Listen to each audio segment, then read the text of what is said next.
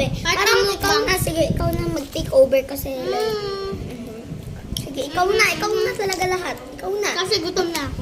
Tsaka niya. Chicken yan, tsaka kanin. Kain! Ay, guys!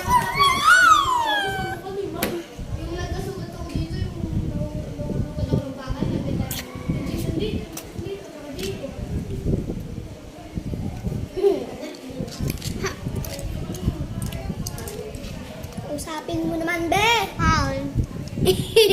Guys, tignan nyo. Diba? Part 2 nga pala ito. Ako sabi ko lang. Bye guys, part 3 na tayo na.